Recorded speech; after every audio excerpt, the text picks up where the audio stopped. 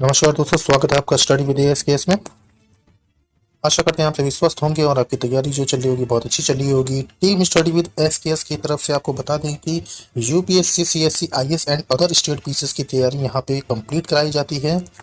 और ये हमारे टेलीग्राम का लिंक दिया हुआ है जिसे आप जा करके पीडीएफ प्राप्त कर सकते हैं हमारे सभी लेक्चर्स की। आज हम देखेंगे राज्य के नीति निर्देशक तत्वों को, director principle of state policy. इससे पहले मूल अधिकारों का एक वीडियो दिया जा चुका है। अगर आपने उसको नहीं देखा है तो सबसे पहले जा करके उसको देख लें। उसके बाद अगर इसको देखेंगे इस वीडियो को तो आपको ज़्यादा अच्छे से समझ में आएगा। ठीक है। और अंत में कुछ महत्वपूर्ण प्रश्न दिए गए हैं जो यूपीएससी प्रीवियस ईयर में पूछे गए हैं, तो उसको आप देख जाइएगा। इससे आपका रिवीजन जो होगा वो और अच्छा हो जाएगा और आपको ये पता चलेगा कि जो यूपीएससी में क्वेश्चनों की प्रकृति होती है, जो लेवल होता है क्वेश्चनों का, वो किस प्रकार से होता है। ठीक है, तो उसको आप ज़रूर देखिएगा। ठीक है, आइए शुरू करते हैं। राज्य के नीति निर्देशक तत्वों का उल्लेख संविधान के भाग 4 के अनुच्छेद 36 से लेकर के 51 तक में किया गया है। संविधान निर्माताओं ने यह विचार 1937 में निर्मित आयरलैंड के संविधान से लिया है। आयरलैंड के संविधान ने इसे स्पेन के संविधान से ग्रहण किया था। डॉक्टर भीमराव अंबेडकर ने इन तत्वों को विशेषता वाला बताया है। मूल अधिकारों के साथ निदेशक तत्व संविधान की आत्मा एवं दर्शन है। ग्रैनवेल ऑस्टिन ने निदेशक तत्व को और अधिकारों को संविधान की मूल आत्मा कहा है। ठीक है, तो आयरलैंड के संविधान से इसे लिया गया और आयरलैंड के संविधान ने इसे स्पेन के संविधान से लिया है। और निदेशक तत्व जो है वो भाग 4 में है। हमको जो जो चीज़ें याद रखनी है। ठीक है, आर्टिकल 36 से लेकर के 51 तक। आइए आगे चलते हैं। निदेशक तत्वों की जो विशेषता है वो है, राज्य के नीति निर्देशक तत्वों नामक इस युक्त से यह स्पष्ट होता है कि नीतियों एवं कानूनों को प्रभावी बनाते समय राज्य इन तत्वों को ध्यान में रखेगा। राज्य कोई भी अगर कानून बनाएगा तो इन जो निर्देशक तत्वों में प्रावधान दिए हैं उनको तो वो ध्यान में रख करके ही कोई कानून बनाएगा, क्योंकि राज्य का ये दायित्व होता है कि एक लोक कल्याणकारी राज्य की स्थापना कैसे करनी है। ये संवैधानिक निदेशक या विधायिका कार्यपालिका और प्रशासनिक मामलों में राज्य के लिए सिफारिशें। अनुच्छेद 36 के अनुसार भाग 4 में राज्य शब्द का वही अर्थ है जो मूल अधिकारों में संबंधित भाग 3 में है। तो जो राज्य की परिभाषा दी गई है मूल अधिकारों के लिए भाग 3 में, वही राज्य की परिभाषा अनुच्छेद 36 में दी गई है। भाग 4 के लिए निदेशक तत्वों के लिए राज्य की जो परिभाषा है वह अनुच्छेद 36 में दी गई है। और मूल अधिकारों के लिए जो राज्य की परिभाषा दी गई है वो अनुच्छेद 13 में दी गई है, तो उसको ध्यान में रखना है। इसलिए यह केंद्र और राज्य सरकारों के विधायिका और कार्यपालिका अंगों, सभी स्थानीय प्राधिकरणों और देश में सभी अन्य लोक प्राधिकरणों को सम्मिलित करता है। निदेशक तत्व भारत शासन अधिनियम 1935 में उल्लेखित अनुदेशों के समान हैं। Doctor B R. अम्बेडकर के शब्दों में निदेशक तत्व अनुदेशों के समान हैं जो भारत शासन अधिनियम 1935 के अंतर्गत ब्रिटिश सरकार द्वारा गवर्नर जनरल और भारत के औपनिवेशिक कॉलोनियों के गवर्नरों को जारी किए जाते थे, जिसे निदेशक तत्व कहा जाता था। वह इन अनुदेशों का ही दूसरा नाम है। इनमें केवल यह अंतर है कि निदेशक तत्व विधायिका और कार्यपालिका के अनुदेश हैं। आगे देखते हैं। आधुनिक लोकतांत्रिक राज्य में आर्थिक, सामाजिक और राजनीतिक विषयों में निदेशक तत्व महत्वपूर्ण हैं। इनका उद्देश्य न्याय एवं उच्च आदर्श, स्वतंत्रता, समानता बनाए रखना है। जैसा कि आप देखेंगे कि जो प्रस्तावना है उसमें दिया गया है, हम भारत के लोग भारत को एक संपूर्ण प्रभुत्व संपन्न राष्ट्र बनाने के लिए समाजवादी, आर्थिक, राजनीतिक, न्याय, विचार, अभिव्यक्ति की स्वतंत्रता जो दी गई है इसमें, ये देखिए, आर्थिक, सामाजिक, राजनीतिक जो न्याय की बात की गई है वो प्रस्तावना में दिया गया है। ठीक है, तो इसको ध्यान में रखना है। जैसा कि संविधान की प्रस्तावना में परिकल्पित है, इसका उद्देश्य लोक कल्याणकारी राज्य का निर्माण करना है, न कि पुलिस राज्य जो कि औपनिवेशिक काल में था। संक्षेप में आर्थिक और सामाजिक लोकतंत्र की स्थापना करना ही इन निदेशक तत्वों का मूल उद्देश्य है। जैसा कि मूल अधिकारों में अगर मूल अधिकारों का हनन होता है तो इसका संज्ञान खुद सुप्रीम कोर्ट लेगी। लेकिन राज्य के जो नीति निर्देशक तत्व हैं, अगर राज्य उसको लागू नहीं करा रहा है तो यह बाध्यकारी नहीं है राज्य के ऊपर। ये राज्य की दायित्व होगा कि वह उसको लागू करे अथवा नहीं करे। ठीक है, ठीक है। और इसके लिए आप सुप्रीम कोर्ट भी नहीं जा सकते हैं, किसी भी न्यायालय में ये न्यायोचित नहीं है। ठीक है, पहले ही बता दिया गया है। यद्यपि इसकी प्रकृति गैर न्यायोचित है, तथापि कानून की संवैधानिक मान्यता के विवरण में न्यायालय इन्हें देखता है। उच्चतम न्यायालय ने कई बार ये व्यवस्था की है कि विधि की संवैधानिकता का निर्धारण करते समय यदि न्यायालय में यह पाए कि प्रश्नगत विधि निदेशक तत्व को प्रभावी करना चाहती है, तो न्यायालय ऐसी विधि को अनुच्छेद 14 या अनुच्छेद 19 के संबंध में तर्कसंगत मानते हुए असंवैधानिकता से बचा सकता है। ठीक है। निदेशक तत्व का वर्गीकरण देख लेते हैं। तो उसका जो वर्गीकरण किया गया है वो 3 पार्ट में किया गया है, समाजवादी, गांधीवादी और उदारवादी।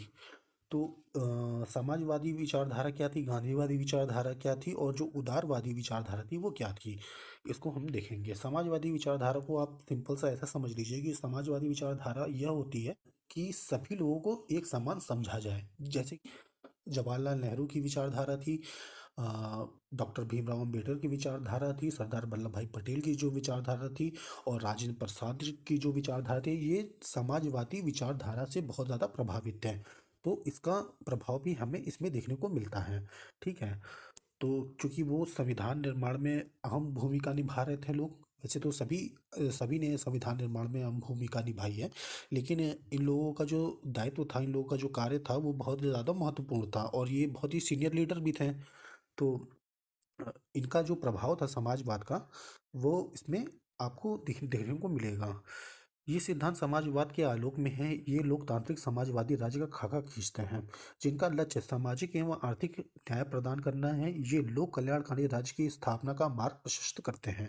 ये राज्य को निर्देश देते हैं कि लोक कल्याण की अभिवृद्धि के लिए सामाजिक, आर्थिक और राजनीतिक न्याय द्वारा सामाजिक व्यवस्था सुनिश्चित करना और आय, प्रतिष्ठा, सुविधाओं और अवसरों की समानता को समाप्त करना अनुच्छेद 38 में कहा गया है। अनुच्छेद 38 में कहा गया है असमानताओं को दूर करना और समानता की बात कही गई है। दूसरा देख लेते हैं कि सभी नागरिकों को जीविका का पर्याप्त साधन प्राप्त कराने का अधिकार। जो राज्य होगा उसका ये दायित्व होगा कि उसके जो नागरिक हैं, उसके राज्य के जो नागरिक हैं, उनको जीविका के लिए जो संसाधन होते हैं उसकी पूर्ति कराए। ठीक है। और दूसरा देखेंगे सामूहिक हित के लिए समुदाय के भौतिक साधनों का समय वितरण। तो आपने ये देखा होगा जो जमींदारी प्रथा थी, भूमि सुधार, ठीक है, जो भूमि सुधार थी वो कहीं ना कहीं इसीलिए लाई गई थी कि संसाधनों का संवितरण हो सके। ऐसा नहीं कि किसी के पास बहुत अधिक जमीन है और किसी के पास कुछ भी नहीं है। तो इसलिए जो भौतिक संसाधन है उनका जब संवितरण होगा तभी समाजवाद आएगा ना। और इसका देख लीजिए, ये भी वही है, धन और उत्पादन के साधनों में संकेंद्रण को रोकना। ठीक है। और अगला है पुरुष और स्त्रियों को समान कार्य के लिए समान वेतन, कामगारों, स्वास्थ्य और शक्ति तथा बालकों को अवस्था दुरुपयोग से संरक्षण, बालकों को स्वास्थ्य विकास के लिए अवसर। ठीक है। बालकों को स्वास्थ्य विकास के अवसर अनुच्छेद 39 में दिया गया है। समान न्याय एवं गरीबों को निःशुल्क विधिक सहायता उपलब्ध कराना, ये दिया गया है 39 का में। इसको हम कहाँ पे देखते हैं, ये हम देखते हैं जो सरकारी अस्पताल होते हैं उसमें ऐसी व्यवस्था हम देख पाते हैं। ठीक है। कि जो सरकारी अस्पताल होते हैं वह निःशुल्क सुविधाएं उपलब्ध कराते हैं। काम पाने के, शिक्षा पाने और बेकारी, बुढ़ापा, बीमारी, निःशक्तता की दशाओं में लोक सहायता पाने के अधिकार को संरक्षित करना अनुच्छेद 41 में। अनुच्छेद 41 क्या कहता है? अनुच्छेद 41 में किसी भी प्रकार की जो असमानता होने पे राज्य का ये दायित्व होगा कि वह हाथ आगे बढ़ाए और अपने नागरिकों को सहारा दे, मदद करे। ठीक है। उसका ये दायित्व होगा। इसी के लिए तो सरकारें चुनी जाती है ना कि वह नागरिकों का कल्याण करे।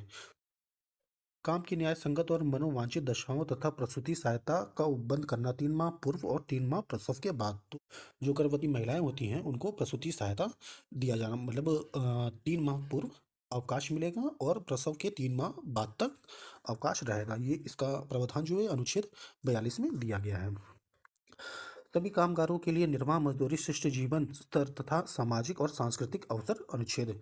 सभी कामगारों के लिए निर्वाह मजदूरी, शिष्ट जीवन स्तर तथा सामाजिक और सांस्कृतिक अवसर अनुच्छेद 43 में। उद्योगों के प्रबंधन में कामगारों के भाग लेने के लिए कदम उठाना अनुच्छेद 43 क में। ये जो 43 क की ये जो बंद जोड़ा गया है राज्य के नीति निर्देशक तत्वों में, वो सरदार स्वर्ण सिंह समिति की अनुशंसा पर ये जोड़ा गया था। ठीक है। 43 क वाला, तो उसको जरा ध्यान में रखिएगा। अगला है पोषाहार स्तर और जीवन स्तर को ऊंचा करना तथा लोक स्वास्थ्य में सुधार करना अनुच्छेद 47 में। तो देखिए ये कैसे कैसे दिया गया है। एक बार इसको फिर से देख जाइएगा। समाजवाद में जो दिया गया है 39 है, 39 क है, 41 है, 42 है, 43 है, 43 क है और 47 है। गांधीवादी सिद्धांत। ये सिद्धांत गांधीवादी विचारधारा पर आधारित है। गांधीवादी सिद्धांत जानने से पहले एक बार सरदार स्वर्ण सिंह की जो समिति थी, 42वें संविधान संशोधन 1976 में जो हुआ था, उसमें नीति निर्देशक तत्व में चार बातें और जोड़ी गई थी। अनुच्छेद 39 और अनुच्छेद 39 का और 43A, 43 का और 48 का। ठीक है, तो इसको एक बार जरा देख लेंगे कि सरदार स्वर्ण सिंह की समिति पे जो चीज़ जोड़ी गई थी, तो इसको ध्यान में रखना है। बालकों के स्वास्थ्य और विकास के अवसर, ठीक है, और समान न्याय एवं गरीबी निःशुल्क विधिक सहायता उपलब्ध कराना, 39 का। ठीक है, ये ध्यान में रखना है। और 43 का जोड़ा गया था, उद्योगों के प्रबंधन, कामगारों के भाग लेने के लिए कदम उठाना, 43 का में। और अगला था 48 का, पर्यावरण के संरक्षण तथा संवर्धन और वन तथा वन्य जीवों के की रक्षा, 48 का। ठीक है, आइए जरा एक नज़र गांधीवादी विचारधारा पर डाल लेते हैं। ये सिद्धांत गांधीवादी विचारधारा पर आधारित है। ये राष्ट्रीय आंदोलन के दौरान गांधी द्वारा पुनर्स्थापित योजनाओं का प्रतिनिधित्व करते हैं। गांधी जी के सपनों को साकार करने के लिए उनके कुछ विचारकों को निदेशक तत्वों में शामिल किया गया था।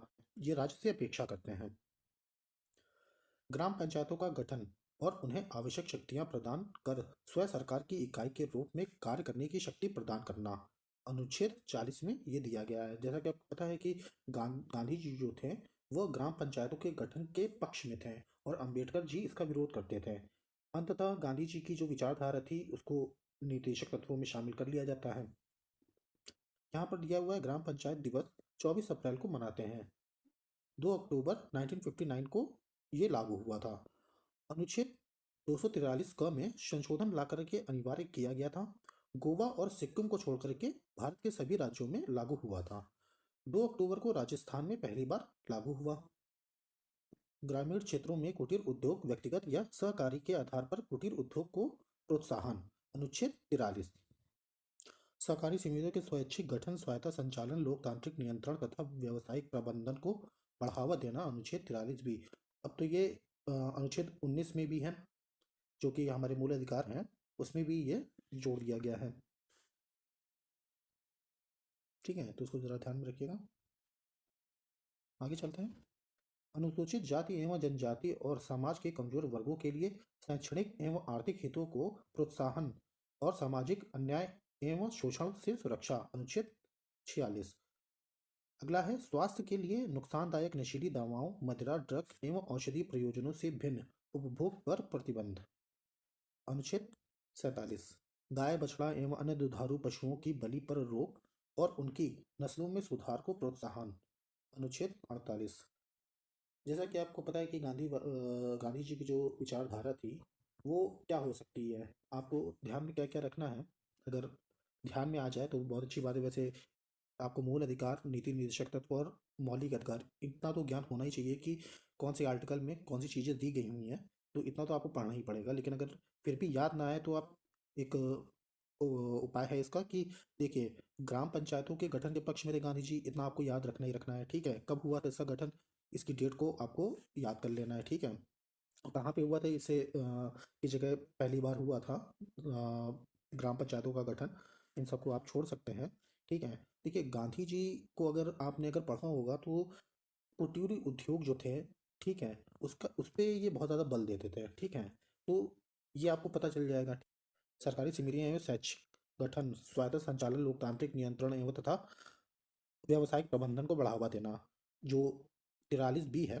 ठीक है, ये आर्टिकल 19 में जोड़ दिया गया है। ठीक है, तो इसको आप ध्यान में रखिएगा। आगे देखते हैं उदारवाद बौद्धिक सिद्धांत। ठीक है, उदारवाद को आप इस तरह से रिलेट कर सकते हैं कि जैसे कि आपको पिताजी से आपने पैसे मांगे 100 रुपये और पिताजी ने आपको दे दिया है 500 रुपये, तो ये हो गया वो एक उदारवाद। ठीक है, कि उदारवाद हो गए हैं।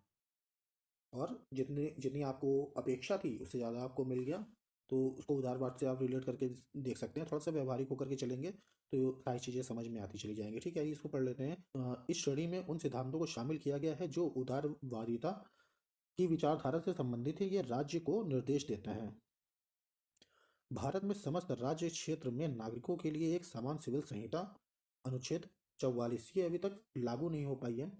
और जिस दिन ये लागू हो जाएगी उस दिन जो तलाक के कानून है वो एक हो जाएगा। वैवाहिक जो कानून है हिंदू मुस्लिम में आप देखते होंगे अलग अलग तरह की कानून पद्धतियां हैं, तो वो सब एक हो जाएंगी। ठीक है, यूनिफॉर्म सिविल कोड का मतलब ही ये है कि अ, समान नागरिक, मतलब जो नागरिक होंगे उनको समान कानूनी सहायता मिलेगी, किसी के लिए अलग से कानून बनाने की कोई आवश्यकता नहीं होगी। ठीक है, तो ये अभी तक भारत में अभी लागू नहीं हो पाया है, लेकिन आई होप कि जल्दी ये लागू हो जाएगा। ठीक है, अगला है सभी बालकों के 14 वर्ष की आयु पूरी करने तक निःशुल्क और अनिवार्य शिक्षा देना। जैसा कि देखिए ये यहाँ पे अनुच्छेद 45 में मौजूद है, और ये आपको आर्टिकल 21 में भी मिलेगा, 21 क में। ठीक है, तो जो 86वां संविधान संशोधन था जो 2002 में हुआ था, ठीक है, तो उसमें ये जोड़ दिया गया था। तो आपको इससे ये रिलेट करके पता चल रहा होगा कि जो निदेशक तत्व हैं ये भी एक प्रकार के अधिकारी हैं, और ये ऐसे अधिकार हैं जो हमें मिले नहीं हैं, लेकिन समय के अनुसार राज्य जो है ये हमें देता जाएगा। ठीक है, मूल अधिकार में इसको बदलते जाएंगे। आगे चलते हैं। कृषि और पशुपालन को आधुनिक और वैज्ञानिक प्रणालियों से करना, अनुच्छेद 48।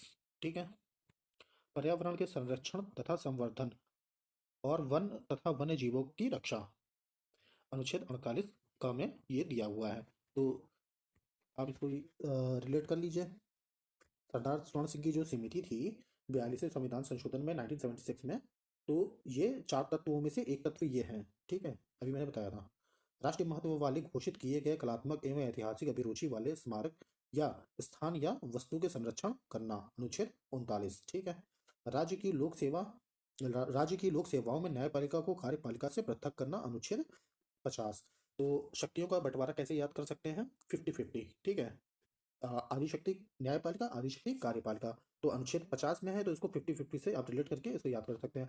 अगला देखते हैं, अंतर्राष्ट्रीय शांति और सुरक्षा की अभिवृद्धि करना तथा राष्ट्रों के बीच न्यायपूर्ण और सम्मानपूर्ण संबंधों को बनाए रखना, अंतर्राष्ट्रीय विधि और संधि बाध्यताओं के प्रति आदर बढ़ाना और अंतर्राष्ट्रीय विवादों के मध्यस्थ द्वारा निपटाने के लिए प्रोत्साहन देना, अनुच्छेद 51 में ये दिया हुआ है। चलिए आगे चलते हैं। निदेशक तत्वों के पीछे की स्तुति। संविधान सभा में संवैधानिक सलाहकार सर बी एन राव ने इस बात की स्तुति की थी कि व्यक्तिगत अधिकार दो श्रेणियों में न्यायोचित एवं गैर न्यायोचित में बांटा गया, जिसे प्रारूप समिति द्वारा स्वीकार कर लिया गया। इस तरह न्यायोचित प्रकृति वाले मूल अधिकारों को भाग 3 में उल्लेखित किया गया और गैर न्यायोचित निदेशक तत्वों को संविधान के भाग 4 में रखा गया, जैसा कि आपको पहले बता दिया गया है। यद्यपि निदेशक तत्व गैर न्यायोचित हैं, तथापि संविधान अनुच्छेद 47 में इस बात को स्पष्ट किया गया है कि ये तत्व देश के शासन में मूलभूत हैं, अतः यह राज्य के कर्तव्य होगा कि इन तत्वों का विधि बनाने में प्रयोग करे, अतः यह इनके अनुप्रयोग हेतु राज्य प्राधिकारियों पर नैतिक दायित्व अध्यारोपित करता है, परंतु इसके पीछे वास्तविक शक्ति राजनीतिक है, अर्थात जनमत। अल्लादी कृष्णा स्वामी अय्यर ने कहा था कि लोगों के लिए उत्तरदायी कोई भी मंत्रालय संविधान के भाग 4 में वर्णित उपबंधों की अवहेलना नहीं कर सकता है।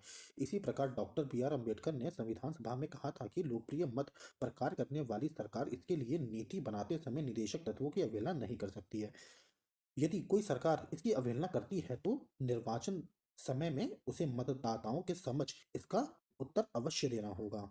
ठीक है, तो देखिए किसी भी सरकार को पहचानना है कि उसने काम अच्छा किया है कि नहीं किया है, तो आप ये देख सकते हैं कि सरकारों के 5 साल के कार्यकाल को कैसा रहा है ये जानने के लिए अगर देखा जाए तो डीपीएसपी में जो प्रावधान हैं, जो कार्य हैं, वो लागू हुए हैं, कितने लागू हुए हैं अथवा नहीं लागू हुए हैं, तो उससे कि उसका 5 साल का कार्यकाल का जो प्रमाण है वो आपको प्राप्त हो सकता है। देखिए, संविधान निर्माताओं ने निदेशक सिद्धांतों को गैर न्यायोचित एवं अविधीय रूप से लागू करने के लिए बाध्यता वाला नहीं बनाया था। क्यों नहीं बनाया था? तो इसका एक रीजन था। देखिए, उसके कई रीजन थे, जिसमें से ये है, देश के पास उन्हें लागू करने के लिए पर्याप्त वित्तीय सहायता नहीं थी। ठीक है, देश में व्यापक विविधता एवं पिछड़ापन इसके क्रियान्वयन में बाधक होगा।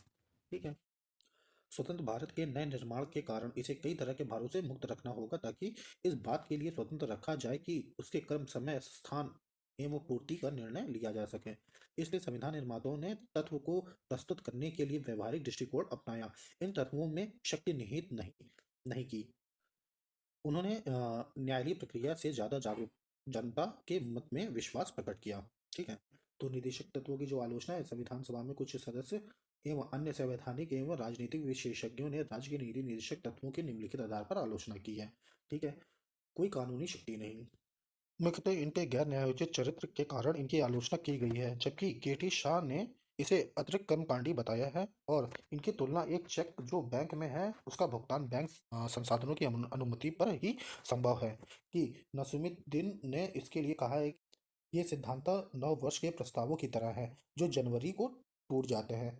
मतलब इसका ये है कि 31 दिसंबर की रात में कुछ लोग ऐसा वचन करते हैं कि 1 जनवरी से जो है मेरा जो बुरे काम है उसको मैं छोड़ करके एक अच्छा इंसान बन करके दिखाऊंगा, जो कि 1 जनवरी को ही टूट जाता है। तो इस तरह से उन्होंने इसको दर्शाया था। ठीक है। नसीमुद्दीन जी ने कहा था कि ये सिद्धांत 9 वर्ष के प्रस्तावों की तरह है जो जनवरी को ही टूट जाते हैं।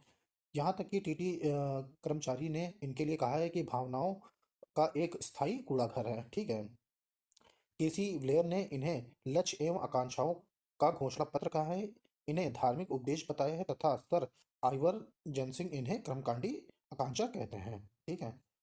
दूसरा देख लेते हैं, तर्कहीन व्यवस्था।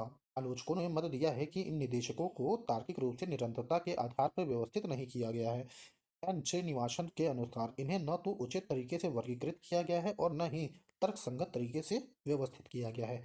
इनकी घोषणा कम महत्व के मुद्दे को अति आवश्यक आर्थिक एवं सामाजिक मुद्दों से मिलाती है। यह एक ही तरीके से आधुनिक एवं पुरातन को जोड़ती है। इस व्यवस्था के लिए वैज्ञानिक आधार सुझाया जाता है, जबकि ये भावनाओं एवं बिना पर्याप्त जानकारी के आधार पर आधारित है। सर आइवर जेनसिंग ने इस ओर संकेत दिया है कि इस इन तत्वों का कोई नियमित प्रतिमान दर्शन नहीं है। रूढ़िवादिता। सर आइवर जेनसिंग के अनुसार ये निदेशक तत्व 19वीं सदी में इंग्लैंड के राजनीतिक दर्शन पर आधारित है। उन्होंने टिप्पणी की कि सिडनी वेब और ब्रिटिश वेब के भूत इस पाठ को पृष्ठों में प्रवेश कर गए हैं। संविधान के भाग 4 में व्याख्यायित किया गया है कि समाजवाद के बिना फैबियन समाजवाद। उन्होंने मत दिया कि ये तत्व भारत में 20वीं सदी के मध्य में ज्यादा उपयोगी सिद्ध होंगे। इस प्रश्न का कि क्या वे 21वीं सदी में उपयोगी नहीं होंगे का जवाब नहीं दिया गया, लेकिन यह तय है कि वे अप्रचलित होंगे। संवैधानिक टकराव के संस्थानम के मत है कि इन तत्वों को केंद्र एवं राज्यों के बीच, राष्ट्रपति एवं प्रधानमंत्री के बीच और राज्यपाल एवं मुख्यमंत्री के बीच संवैधानिक टकराव होगा। उनके अनुसार केंद्र इन तत्वों को लागू करने के लिए राज्यों को निर्देश दे सकता है और इन्हें इनके लागू न होने पर वह राज्य को बर्खास्त कर सकता है। इसी प्रकार जब प्रधानमंत्री को संसद द्वारा यथा पारित विधेयक जो निदेशक तत्वों का उल्लंघन नहीं करता हो, ठीक है, प्राप्त हो, तो राष्ट्रपति विधेयक को इस आधार पर अस्वीकृत कर सकता है कि ये तत्व राष्ट्र शासन के लिए मूलभूत हैं और इसलिए मंत्रालयों को इन्हें नकारने का कोई अधिकार नहीं है। इसी तरह का संवैधानिक टकराव राज्य स्तर पर राज्यपाल और मुख्यमंत्री के बीच में उत्पन्न हो सकता है। निदेशक तत्वों की उपयोगिता। निदेशक तत्वों की उपयोगिता से पहले एक छोटा सा रिवीजन करेंगे हम लोग जल्दी से। ठीक है। तो हमें देखिए जो बातें मुँह ज़बानी याद रहनी चाहिए वो हैं कि संविधान के भाग 4 में नीति निर्देशक तत्वों का वर्णन किया गया है। ठीक है। आर्टिकल 36 से लेकर के 51 तक है। दूसरा हमें क्या याद रखना है कि ये गैर न्यायोचित है। ठीक है। तीसरा हमें याद रखना है कि बी.एन. राव ने इसे 2 भागों में बांटा हुआ था। एक तो भाग 3 में और दूसरा भाग 4 में। मूल अधिकार जो हैं वो भाग 3 और भाग 4 के लिए उन्होंने रखा हुआ था। ठीक है। और उसके बाद हम देख लेंगे कि इसका जो वर्गीकरण किया गया है वो किया गया है समाजवाद में, गांधीवाद में और उदारवाद बुद्धिजीवी में। ठीक है। उसके बाद हम देख लेंगे कि आर्टिकल 38 में असमानताओं को दूर करना और समानता की बात की गई है। ठीक है। और ये जो आर्टिकल 38 जो था वो 44वें संविधान संशोधन 1978 में जोड़ा गया था। ठीक है। जो कि राज्य से अपेक्षा करता है कि वह आय और प्रतिष्ठा एवं सुविधाओं के अवसर में असमानता को समाप्त करेगा। ठीक है। उसके बाद आर्टिकल 39 में क्या कहा गया है? आर्टिकल 39 में संकेंद्रण को रोकने की बात की गई है, जिसके तहत जमींदारी प्रथा और भूमि सुधार कानून जो था वो लाया गया था। उसके बाद 39 क में जो था वो निःशुल्क विधिक सहायता उपलब्ध कराने के लिए कहा गया था। सरकारी अस्पताल में ये सुविधा आपको देखने को मिलती है, ठीक है। उस आर्टिकल 41 में क्या कहा गया था? आर्टिकल 41 में किसी भी प्रकार की असक्षमता होने पर राज्य अपना हाथ आगे बढ़ाकर उस व्यक्ति की मदद करेगा, इसीलिए तो हम सरकारी चुनते हैं, ठीक है। तो आर्टिकल 41 में इस बात का उल्लेख किया गया है, ठीक है। उसके बाद 42 में कहा गया है कि काम न्याय संगत और मनोवांछित दशा तथा प्रसूति सहायता को उपबंध 3 माह पूर्व और 3 माह प्रसव के बाद, अनुच्छेद 42 में इसकी चर्चा की गई थी, ठीक है। उसके बाद आर्टिकल 43 में जो कहा गया है वो निर्वाह मजदूरी, शिष्ट जीवन स्तर, सामाजिक और सांस्कृतिक अवसर की बात की गई है, ठीक है। उसके बाद फिर जो है आपका आर्टिकल 43 का है उद्योगों प्रबंधों में कामगारों के भाग लेने के लिए कदम उठाने की बात की गई है, और उसके बाद पोषाहार स्तर और जीवन स्तर को ऊंचा करने के लिए लोग स्वास्थ्य और सुधार करना है, ठीक है। उसके बाद गांधीवादी विचारधारा पर आ जाते हैं कि गांधी जी की जो विचारधारा थी वो नीति निर्देशक तत्वों में शामिल की गई थी 1959 में, ठीक है। ग्राम पंचायतों की जो बात की गई है वो अनुच्छेद 40 में की गई है, ठीक है। और उसके बाद फिर आगे चलते हैं तो ग्रामीण क्षेत्रों में कुटीर उद्योग व्यक्तिगत और सरकारी आधार पर कुटीर उद्योग को प्रोत्साहन की बात की गई है आर्टिकल 43 में, ठीक है। तो उसके बाद देख लीजिए सरकारी समितियों की स्वैच्छिक गठन की बात की गई है आर्टिकल 43 बी में। अब तो ये जो व्यवस्था है ये मूल अधिकारों में भी है, आपको आर्टिकल 19 में ये देखने को मिलेगा, तो उसको ध्यान में रखिएगा। उसके बाद उदारवादी उदारवादी विचारधारा में भारत के समस्त राज्य क्षेत्र नागरिक के लिए समान सिविल संहिता की बात की गई है। आर्टिकल 44 में सभी बालकों को 14 वर्ष की आयु पूरी करने तक निःशुल्क अनिवार्य शिक्षा की बात की गई है। कृषि और पशुपालन में आधुनिक वैज्ञानिक प्रणालियों से करने की बात की गई है। आर्टिकल 48 में पर्यावरण संरक्षण की जो बात की गई है वो आर्टिकल 48 में बात की गई है। देख लीजिए साधारण स्वर्ण समिति की अनुशंसा पे जो हुआ था 42वें संविधान संशोधन में 1976 में जो 4 बातें जोड़ी गई थी उनमें से एक बात ये थी, ठीक है, पर्यावरण संरक्षण, संवर्धन तथा वन्य जीवों की रक्षा, ठीक है, अनुच्छेद 48 क में, ठीक है। उसके बाद आगे चलते हैं तो निदेशक सिद्धांतों के पीछे की जो स्तुति थी उसमें क्या क्या कहा गया था इसको एक बार जरा देख जाइएगा आप, ठीक है। उसके बाद इसमें कोई कानूनी शक्ति इसे प्रदान नहीं की गई है। किसी भी प्रकार से अगर निदेशक तत्वों को अगर लागू नहीं किया जाता है तो उसे न्यायालय में चुनौती नहीं दी जा सकती है, ठीक है। तर्कहीन व्यवस्था के बारे में बात की गई है, रूढ़िवादिता की बात की गई है, संवैधानिक टकराव हो जाता है मूल अधिकारों और नीति निर्देशक तत्वों में, ठीक है। निदेशक तत्वों की उपयोगिता के बारे में हम देख लेंगे। तो उपरोक्त कमियों और आलोचनाओं के बावजूद संविधान में जुड़ाव के संदर्भ में नीति निर्देशक तत्व आवश्यक है। संविधान में स्वयं भी उल्लेखित है कि यह राष्ट्र के शासन हेतु मूलभूत हैं। जाने माने निर्णायक एवं कूटनीतिज्ञ एल.एम. सिंघवी के अनुसार निदेशक तत्व न तो संविधान को जीवन दान देने वाली व्यवस्था है और न ही आवरण में सामाजिक न्याय एवं इसका दर्शन दिया गया है। भारत के पूर्व न्यायाधीश एम.सी. चागला के अनुसार अगर इन सभी तत्वों का पूरी तरह से पालन किया जाए तो हमारा देश पृथ्वी पर स्वर्ग की भांति लगने लगेगा। भारत राजनीति मामले में तब न केवल लोकतांत्रिक होगा बल्कि नागरिकों के कल्याण के हिसाब से कल्याणकारी राज्य भी होगा। डॉक्टर भीमराव अंबेडकर ने इस ओर संकेत किया कि निदेशक तत्वों का बहुत बड़ा मूल्य है। ये भारतीय राज्य व्यवस्था के लक्ष्य आर्थिक लोकतंत्र को निर्धारित करते हैं जैसा कि राजनीतिक लोकतंत्र प्रकट होता है। ग्रैनविल ऑस्टिन का कहना है कि निदेशक तत्वों का लक्ष्य सामाजिक क्रांति एवं आवश्यक शर्तों पर स्थापित कर उनको ग्रहण करने के समान है। संविधान सभा के सलाहकार सर बी.एन. राव ने निदेशक तत्वों को राज्य प्राधिकारी के लिए नैतिक आवश्यकता एवं शैक्षिक मूल्य वाला बताया है। भारत के पूर्व महान्यायवादी एम.सी. सीतलवाड़ के अनुसार निदेशक तत्व हालांकि कोई विधिक अधिकार एवं कानूनी उपचार नहीं बताते हैं, फिर भी वे निम्नलिखित मामलों में उल्लेखनीय लाभदायक हैं। वो क्या क्या हैं? ये अनुदेशों की तरह हैं या ये भारतीय संघ में अधिकृतों को संबोधित न्याय स्तुतियां हैं। ये उन्हें उन सामाजिक एवं आर्थिक मूल्य सिद्धांतों को याद दिलाते हैं जो संविधान के लक्ष्यों की प्राप्ति से जुड़े हैं। देखिए कितनी अच्छी बात लिखी गई है इसमें। ये उन्हें उन सामाजिक आर्थिक मूल्य सिद्धांतों की याद दिलाते हैं जो संविधान के लक्ष्यों की प्राप्ति से जुड़े हैं, ठीक है। तो ये एक तरह का कीवर्ड है, ठीक है। तो आप आंसर राइटिंग में ऐसे कीवर्ड्स को यूज कर सकते हैं तो एक आकर्षक आंसर होगा वो, ठीक है, जो अगर आप ऐसे कीवर्ड्स को यूज करेंगे तो ये न्यायालय में एक उपयोगी मार्गदर्शन है। ये न्यायालयों के न्यायिक समीक्षा की शक्ति के प्रयोग में सहायता करते हैं और विधि के संवैधानिक वैधता के निर्धारण वाली शक्ति होती है।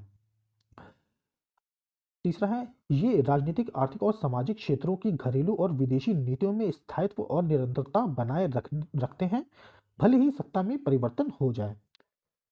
अगला है, ये नागरिक के मूल अधिकारों के पूरक होते हैं। ये भाग 3 में सामाजिक एवं आर्थिक अधिकारों की व्यवस्था करते हुए रिक्तता को पूरा करते हैं।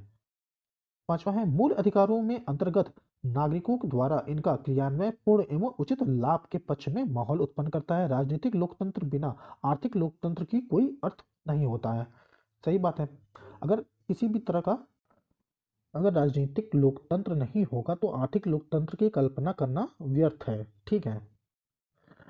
ये विपक्ष द्वारा सरकार पर नियंत्रण को संभव बनाते हैं। विपक्ष सत्तारूढ़ दल पर निदेशक तत्वों का विरोध एवं इनके कार्यकलापों के आधार पर आरोप लगा सकता है। सही बात है। अगर विपक्ष जो है इन मुद्दों पे सरकार को घेर सकता है ना कि आप जो संविधान में जो नीति निदेशक तत्व दिए गए हैं आप उनको सही मायनों में लागू करें। अगर जो सरकारें इस चीज़ को लागू नहीं कर रही हैं तो विपक्ष इस पर दबाव बना सकता है। तो दबाव बनाने के लिए बहुत अच्छा विकल्प होता है विपक्ष के पास। अगला देख लेते हैं, ये सरकार के प्रदर्शन की कड़ी परीक्षा करते हैं। लोग सरकार की नीतियों और कार्यक्रमों का परीक्षण इन संवैधानिक घोषणाओं के आलोक में कर सकते हैं। ये आम राजनीतिक घोषणा पत्र की तरह होते हैं। एक सत्तारूढ़ दल अपनी राजनीतिक विचारधारा के बावजूद विधायिका एवं कार्यपालिका के कृत्यों में इस तथ्य को स्वीकार करता है कि ये तत्व इसके प्रदर्शन दार्शनिक और मित्र हैं। मूल अधिकारों एवं निदेशक तत्वों में टकराव। तो मूल अधिकारों और निदेशक तत्वों में जो टकराव की स्थिति है वह शुरुआत से ही उत्पन्न होने लगी थी। एक ओर मूल अधिकारों की न्यायोचितता और निदेशक तत्वों की गैर न्यायोचितता तथा दूसरी ओर निदेशक तत्वों में अनुच्छेद 37 को लागू करने के लिए राज्य की नैतिक बाध्यता ने दोनों के मध्य टकराव को जन्म दिया है। यह स्थिति संविधान में लागू होने के समय से ही है। चंपाकन द्विराजन मामले में 1951 का मामला था ये। ठीक है। उच्चतम न्यायालय ने यह व्यवस्था दी थी कि निदेशक सिद्धांत एवं मूल अधिकारों के बीच किसी भी तरह के टकराव में मूल अधिकार प्रभावी होंगे। इसमें घोषणा की गई कि निदेशक सिद्धांत मूल अधिकारों के पूरक के रूप में निश्चित रूप से लागू होंगे, लेकिन यह भी तय हुआ कि मूल अधिकार को संसद द्वारा संविधान संशोधन प्रक्रिया के तहत संशोधित किया जा सकता है। इसी के फलस्वरूप संसद ने प्रथम संशोधन अधिनियम 1951 में, चौथा संशोधन अधिनियम 1955 में एवं 17वां संशोधन अधिनियम 1964 में द्वारा कुछ निर्देशों को लागू किया। उस समय की जो ऐसी परिस्थितियां उत्पन्न हो गई थी कि जो सरकार थी वो नीति निर्देशक तत्वों को लागू कराने के लिए मूल अधिकारों को संकुचित करना चाहती थी कि अगर राज्य किसी भी नीतियों को लागू करता है तो कहीं ना कहीं मूल अधिकारों पे प्रभाव पड़ता था। और उस समय सुप्रीम कोर्ट जो कि मूल अधिकारों के संरक्षण के लिए खड़ी रहती थी, तो मूल अधिकारों का हनन ना हो पाए इसलिए उच्चतम न्यायालय इसके लिए समय समय पे अपने निर्णय सुनाती रही थी। उपरोक्त परिस्थिति में 1967 में उच्चतम न्यायालय के फैसले में गोलकनाथ मामले में एक व्यापक परिवर्तन हुआ। इस मामले में उच्चतम न्यायालय ने व्यवस्था दी कि संसद किसी मूल अधिकार जो अपनी प्रकृति में अलंघनीय है को समाप्त नहीं कर सकती है। दूसरे शब्दों में निदेशक तत्वों को लागू करने के लिए मूल अधिकारों में संशोधन नहीं किया जा सकता है। संसद ने गोलकनाथ मामले में 1967 का जो मामला था गोलकनाथ का, उसमें उच्चतम न्यायालय ने फैसले पे 44वें जो संविधान संशोधन अधिनियम था 1971 में हुआ था एवं 25वें संविधान संशोधन जो हुआ था 1971 में के द्वारा प्रतिक्रिया व्यक्त की। 24वें संविधान संशोधन अधिनियम में घोषणा की गई कि संसद को यह अधिकार है कि वह संवैधानिक संशोधन अधिनियम के तहत मूल अधिकारों को समाप्त करे या कम कर दे। 25वें संशोधन अधिनियम के तहत एक नए अनुच्छेद 31 ग को जोड़ा गया था। इसमें देखिए मूल अधिकारों एवं नीति निदेशक तत्वों के जो मध्य विभेद है उसको ये दर्शाया गया है इस चार्ट के माध्यम से। ये जो चार्ट है ये सर लक्ष्मीकांत जी की जो बुक है उससे लिया गया है। इसको एक बार जरा देख लीजिए। और ऐसे जो चार्ट्स हैं अगर सिर्फ इन्हीं बातों को अगर ध्यान में अगर रख लिया जाए तो निदेशक तत्व और मूल अधिकार से संबंधित अगर कोई भी प्रश्न आता है मेंस में हो या टैक्ट तो आपके क्लियर होंगे प्रीलिम्स के लिए, तो इन दोनों चार्ट मतलब इस चार्ट को अगर देख लेंगे सही रूप से अगर चार्ट को देख लेंगे तो आपको काफ़ी मदद मिलेगी। देखिए ये नकारात्मक है जैसे कि ये राज्य को कुछ मामले पे कार्य करने से प्रतिबंधित कर देते हैं। अब जैसे कि राज्य अगर कोई कानून बना रहा है और उसमें मूल अधिकार जाहिर सी बात है कहीं ना कहीं संकुचित होने लगते हैं। अगर कोई कानून राज्य बना रहा है तो उसमें मूल अधिकारों का संकुचन होगा। संविधान के हिसाब से ये गलत रहेगी। ठीक है। और दूसरी तरफ निदेशक तत्व हैं, ये सकारात्मक हैं, राज्य के कुछ मामलों पर इसकी आवश्यकता होती है। दूसरा देख लेते हैं, ये न्यायोचित होते हैं, इनके हनन पर न्यायालय द्वारा इन्हें लागू कराया जा सकता है, जबकि ये जो होते हैं गैर न्यायोचित होते हैं और इन्हें कानूनी रूप से न्यायालय द्वारा लागू नहीं कराया जा सकता है। अगला देखते हैं, इनका उद्देश्य देश में लोकतांत्रिक राजनीतिक व्यवस्था स्थापित करना है, जबकि जबकि इनका उद्देश्य देश में सामाजिक एवं आर्थिक लोकतंत्र की स्थापना करना है। ये कानूनी रूप से मान्य है। इन्हें नैतिक एवं राजनीतिक मान्यता प्राप्त है। ये व्यक्तिगत कल्याण को प्रोत्साहन देते हैं। इस प्रकार ये व्यक्तिगत हैं। ये समुदाय के कल्याण को प्रोत्साहन करते हैं। इस तरह ये समाजवादी हैं। इन्हें लागू कराने के लिए विधान की आवश्यकता नहीं, ये स्वयं लागू हो जाते हैं। इन्हें लागू करने के लिए विधान की आवश्यकता होती है, ये स्वयं लागू नहीं होते हैं। न्यायालय इस बात के लिए बाध्य है कि किसी भी मूल अधिकारों के हनन की विधि व गैर संवैधानिक एवं अवैध घोषित कर सकती है। ठीक है। और इसमें क्या है, निदेशक तत्वों के उल्लंघन करने वाली किसी भी विधि को न्यायालय में असंवैधानिक और अवैध घोषित नहीं कर सकता, जबकि विधि की वैधता को इस आधार पर सही ठहराया जा सकता है कि इन्हें निदेशक तत्वों को प्रभावी करने के लिए लागू किया जा सकता है। इस चार्ट में देखिए, समाजवादी का एक चार्ट दिया हुआ है। इसमें जो आर्टिकल्स दिए हुए हैं 38, 39, 39 का 41, 42, 43, 47, और यहाँ गांधीवादी जो विचारधारा थी उसका चार्ट जो दिया गया है। ठीक है। 40 है, 43 है, 43 का है, 43 ग है, 46 है, 48 है, 47 है। उदारवादी जो है 44, 45, 46, 48, 48 का 49, 50। तो इस चार्ट को एक बार ज़रा देख जाइएगा, अगर ये चार्ट आपसे याद हो सके तो आप इसको ज़रा देख जाइएगा कि एक बार क्यों कौन सा आर्टिकल जो है किसमें है। ठीक है। अगर याद हो जाता है तो बहुत अच्छी बात है। अब देख लेते हैं कि इंपॉर्टेंट क्वेश्चंस जो हैं यहाँ से शुरू हो जाते हैं, तो इनको हम देख लेंगे।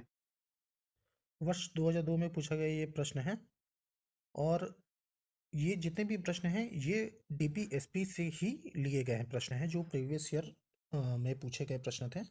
तो आइए पहला प्रश्न देखेंगे। राजनीति के निदेशक सिद्धांतों के निम्नलिखित अनुच्छेदों में से कौन सा अंतर्राष्ट्रीय शांति और सुरक्षा के संवर्धन से संबंधित है? ऑप्शन ए है 51, ऑप्शन बी है अनुच्छेद 48 का, ऑप्शन सी है अनुच्छेद 43 का, ऑप्शन डी है अनुच्छेद 41। तो इसका जो सही उत्तर हो जाएगा वो हो जाएगा ऑप्शन ए, अनुच्छेद 51। ठीक है। ये इसकी व्याख्या देखेंगे। भारतीय संविधान के भाग 4 के अनुच्छेद 36 से 51 तक राज्य की नीति निर्देशक तत्वों का विवरण है। अनुच्छेद 51 के अनुसार राज्य अंतर्राष्ट्रीय शांति और सुरक्षा की वृद्धि करने का प्रयास करेगा। अंतर्राष्ट्रीय शांति एवं सुरक्षा के संबंध में राज्य निम्नलिखित कार्य करेगा।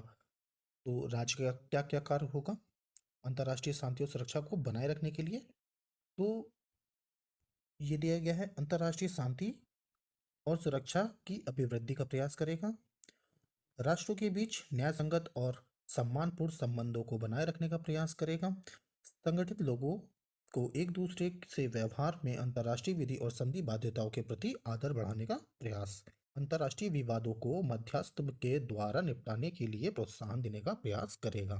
प्रश्न नंबर 2 देख लेते हैं। राज्य के नीति निदेशक सिद्धांतों को भारतीय संविधान में शामिल किए जाने का उद्देश्य। तो ऑप्शन ए है राजनीतिक प्रजातंत्र को स्थापित करना, ऑप्शन बी है सामाजिक प्रजातंत्र को स्थापित करना, ऑप्शन सी है गांधीवादी प्रजातंत्र को स्थापित करना, ऑप्शन डी है सामाजिक और आर्थिक प्रजातंत्र को स्थापित करना। तो इसका जो सही उत्तर हो जाएगा वो हो जाएगा ऑप्शन डी,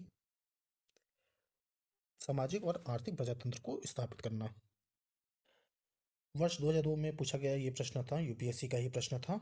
इसकी व्याख्या को देख लेंगे। भारतीय संविधान के भाग 4 के अनुच्छेद 36 से 51 तक में राज्य के नीति निर्देशक तत्वों का विवरण दिया गया है। यह आयरलैंड के संविधान से लिया गया है। राज्य के नीति निर्देशक तत्वों की संविधान की प्रतिस्थापित करने के पीछे मुख्य उद्देश्य आर्थिक एवं सामाजिक लोकतंत्र को स्थापित करना करना है।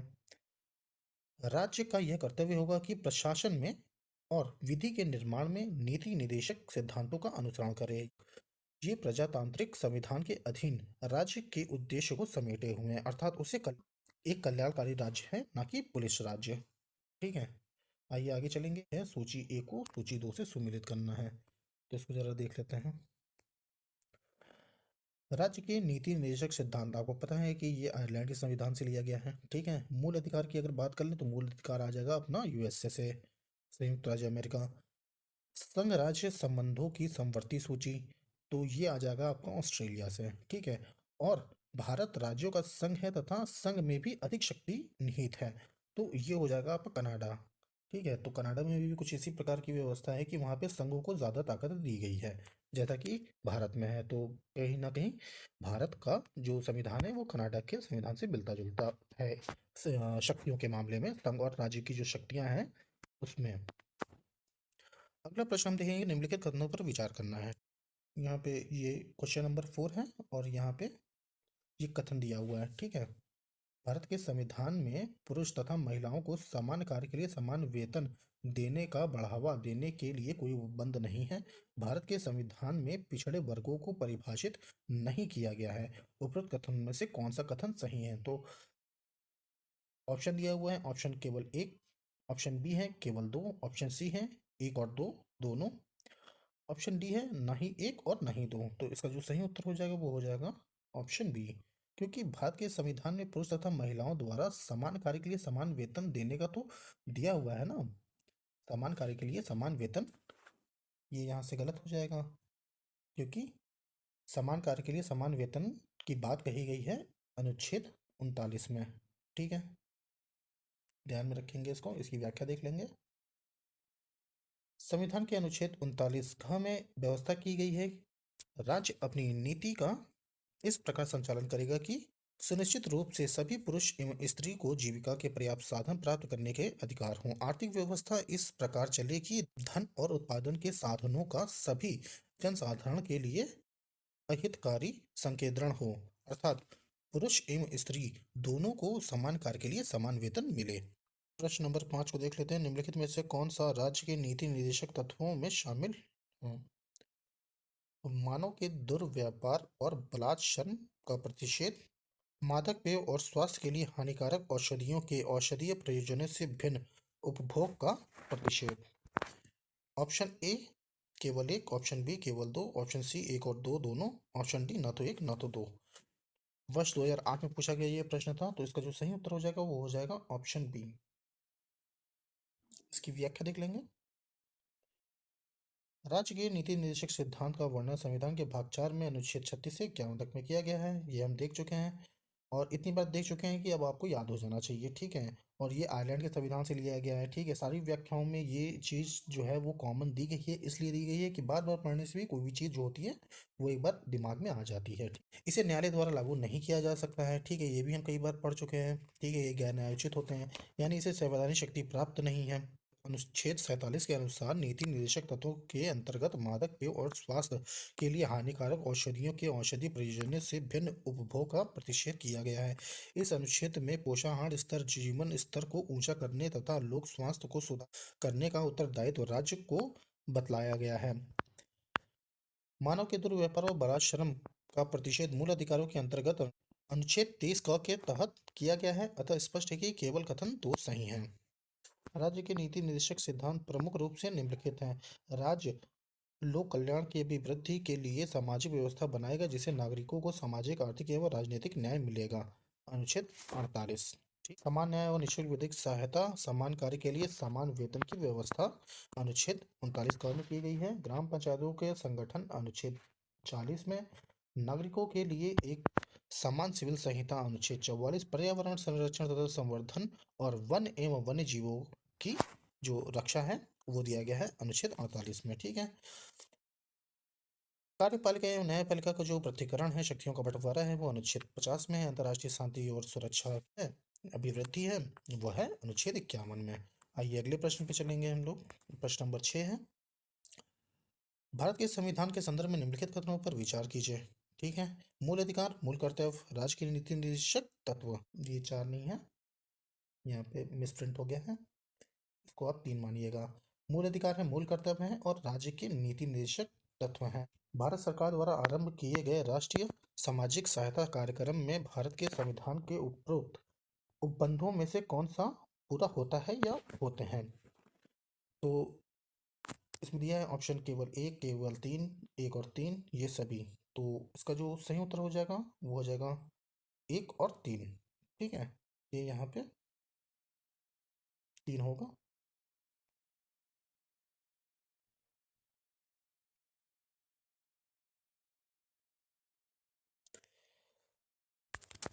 आइए इसकी व्याख्या देख लेते हैं।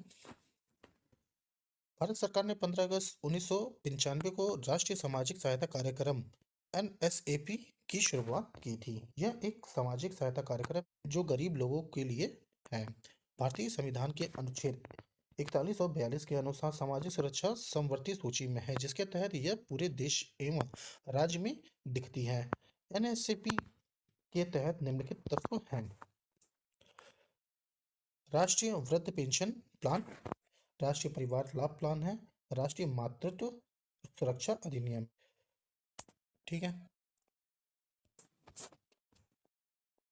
अनुच्छेद 41 कुछ दशाओं में काम, शिक्षा एवं लोक सहायता पाने का अधिकार है। अनुच्छेद 42 काम एवं न्याय संगत मनोवांछित दशाओं का तथा प्रसूति सहायता का उपबंध, ये सभी स्कीमें जीने के अधिकार को पूरा करती हैं, जो भारतीय संविधान के अनुच्छेद 21 के तहत मूल अधिकार में वर्णित हैं। ठीक है, ये 2010 में 2010 में पूछा गया प्रश्न है। प्रश्न नंबर 7 पर आ जाते हैं। भारतीय संविधान के निम्नलिखित में से कौन से प्रावधान शिक्षा पर प्रभाव डालते हैं? इसमें जो कथन दिए गए हैं वो हैं राज्य के नीति निर्देशक तत्व, ग्रामीण और शहरी स्थानीय निकाय, पंचम अनुसूची, छठी अनुसूची, सप्तम अनुसूची। तो इसका जो सही उत्तर हो जाएगा वो हो जाएगा ऑप्शन सी, 1, 2 और 5। राज्य के नीति निर्देशक तत्व, ग्रामीण और शहरी स्थानीय निकाय और सप्तम अनुसूची। इसकी व्याख्या देख लेते हैं। राज्य के नीति निर्देशक तत्व 41, 45 और 46 तथा ग्रामीण और शहरी स्थानीय निकाय 11वीं अनुसूची में विषय संख्या 17 प्राथमिक और माध्यमिक विद्यालय, 12वीं अनुसूची में विषय संख्या 130, सप्तम अनुसूची समवर्ती सूची 25 में शिक्षा की बात की गई है। आइए प्रश्न नंबर 8 को देख लेते हैं। प्रश्न नंबर 8 में दिया गया भारतीय संविधान में प्रतिष्ठापित राज्य की नीति के निर्देशक तत्वों के अंतर्गत निम्नलिखित प्रावधानों पर विचार कीजिए। भारतीय नागरिकों के लिए समान नागरिक सिविल संहिता सुरक्षित करना, ग्राम पंचायतों का संगठन, ग्रामीण क्षेत्रों में कुटीर उद्योग को प्रोत्साहित करना, सभी कामगारों के लिए यथोचित अवकाश तथा संस्कृति अवसर सुरक्षित करना। तो इसका जो सही आंसर हो जाएगा वो हो जाएगा ये सभी हैं। ठीक है, ये इसकी व्याख्या देख लेते हैं। 2012 का ये प्रश्न था। संविधान के भाग 4 के अनुच्छेद 36 से लेकर 51 तक में राज्य की नीति निर्देशक तत्वों का उल्लेख किया गया है, जिसमें भारत के समस्त राज्य क्षेत्र में नागरिकों के लिए एक समान सिविल संहिता अनुच्छेद 44, ग्राम पंचायतों का गठन अनुच्छेद 40, ग्रामीण क्षेत्रों में कुटीर उद्योग को प्रोत्साहन अनुच्छेद 43 तथा सभी कामगारों के लिए निर्वाह मजदूरी शिष्ट जीवन स्तर तथा सामाजिक और सांस्कृतिक अवसर अनुच्छेद 43 में वर्णित है। भारत के संविधान के अनुसार निम्नलिखित में से कौन सा देश के शासन के लिए आधारभूत है? मूल अधिकार है, मूल कर्तव्य है, राज्य की नीति निश्चित तत्व है, या मूल अधिकार तथा मूल कर्तव्य दोनों हैं? तो इसका जो सही उत्तर हो जाएगा वो हो जाएगा ऑप्शन सी, राज्य की नीति निर्देशक तत्व। आइए जल्दी से इसकी देखते हैं व्याख्या से। राज्य के नीति निर्देशक तत्वों से स्पष्ट होता है कि राज्य नीतियों तथा विधियों को लागू करते समय इन निर्देशक तत्वों को ध्यान में रखेगा। राज्य इन्हें लागू करने के लिए बाध्य नहीं है। अनुच्छेद 37 के तहत ये निर्देशक तत्व शासन में मूलभूत हैं। ये विधि निर्माण के समय इन तत्वों को लागू करना राज्य का कर्तव्य होगा, जिसे लोक कल्याणकारी राज्य के लिए आर्थिक एवं सामाजिक लोकतंत्र की स्थापना करना इन नीति निर्देशक तत्वों का मूल उद्देश्य हो गया। वर्ष 2013 का यह प्रश्न है। आइए अगले प्रश्न पे चलते हैं। भारत के संविधान में अंतर्राष्ट्रीय शांति और सुरक्षा की अभिवृद्धि का उल्लेख कहाँ पर है? तो आपने अभी ऊपरी इस तरह का प्रश्न देखा था। अच्छा, ऑप्शन को देख लीजिए। ऑप्शन ए दिया हुआ है संविधान की उपदेशिका, राज्य की नीति निर्देशक तत्व, मूल कर्तव्य, और 9वीं अनुसूची। तो आपको पता चल गया होगा राज्य की नीति निर्देशक तत्व वही होंगे। 2015 का ये प्रश्न है। इसकी व्याख्या को देखेंगे। भारतीय संविधान के चौथे भाग में अनुच्छेद 36 से 51 तक में राज्य की नीति निर्देशक तत्वों का उल्लेख किया गया। भारतीय संविधान अंतर्राष्ट्रीय शांति एवं सुरक्षा की अभिवृद्धि का उल्लेख राज्य के नीति निर्देशक तत्वों में है, जिसके अंतर्गत अनुच्छेद 51 में अंतर्राष्ट्रीय शांति और सुरक्षा की अभिवृद्धि करना तथा राष्ट्रों के बीच न्यायपूर्ण एवं सम्मानपूर्ण संबंध को बनाए रखना है। अंतर्राष्ट्रीय विवादों के मध्यस्थ द्वारा निपटाने व प्रोत्साहन देने के प्रावधान। मूल कर्तव्यों का प्रावधान संविधान के अनुच्छेद 51 क में है, जिसे 11 मूल कर्तव्यों का वर्णन है। नवीं अनुसूची में कुछ नियमों एवं विनियमों के विधि मान्यकरण का प्रावधान है। तथापि वर्ष 2007 में उच्चतम न्यायालय के नियमानुसार इस अनुसूची में 24 अप्रैल 1975 के बाद सम्मिलित कानूनों की न्यायिक समीक्षा की जा सकती है। प्रश्न नंबर 11 देखेंगे, राज्य के नीति निर्देशक तत्वों के बारे में निम्नलिखित कथनों पर विचार कीजिए। तो जो कथन दिए हुए हैं यह है, ये तत्व देश के सामाजिक आर्थिक लोकतंत्र की व्याख्या करते हैं। दूसरा कथन है, इन तत्वों में अंतर्विष्ट उपबंध किसी न्यायालय द्वारा परिवर्तनीय नहीं होंगे। ठीक, इसके ऑप्शन देख लेते हैं। ऑप्शन ए है केवल एक, ऑप्शन बी है केवल दो, ऑप्शन सी है एक और दो दोनों, ऑप्शन डी है ना ही एक ना ही दो। तो इसका जो सही उत्तर हो जाएगा वो हो जाएगा ये दोनों। ठीक है, ऑप्शन सी यहाँ से करेक्ट हो जाएगा अपना। इसकी व्याख्या देख लेते हैं। भारतीय संविधान के अनुच्छेद 36 से 51 तक राज्य के नीति निर्देशक तत्वों से संबंधित प्रावधान है। इसको आयरलैंड के संविधान से लिया गया है। देखिए एक बार फिर से इस चीज को यहाँ पे रख दिया गया है। चूंकि भारतीय संविधान भारत के आर्थिक और सामाजिक राजनीतिक लोकतंत्र स्थापित करने के उद्देश्य रखता है, ये निर्देशक तत्व वस्तुतः उसी के अंतर्गत देश के सामाजिक आर्थिक लोकतंत्र की व्याख्या एवं मार्गदर्शन करते हैं। निर्देशक तत्वों कोई संवैधानिक अधिकार नहीं है, अतः इसे न्यायालय द्वारा इन्हें कार्यान्वित करने के लिए बाध्य नहीं किया जा सकता। इस संबंध में अनुच्छेद 37 में स्पष्ट उल्लेख है कि नीति निर्देशक सिद्धांत न्यायालयों द्वारा परिवर्तनीय है, लेकिन ये देश के प्रशासन में मूलभूत हैं और विधि बनाने में इन तत्वों का प्रयोग करना राज्य का कर्तव्य होगा। ठीक है, तो ये हमारा आज का अंतिम प्रश्न था। उम्मीद है कि ये लेक्चर आपको पसंद आया होगा और मिलते हैं नेक्स्ट वीडियो में। तब तक के लिए पढ़ते रहिए, खुश रहिए। जय हिंद।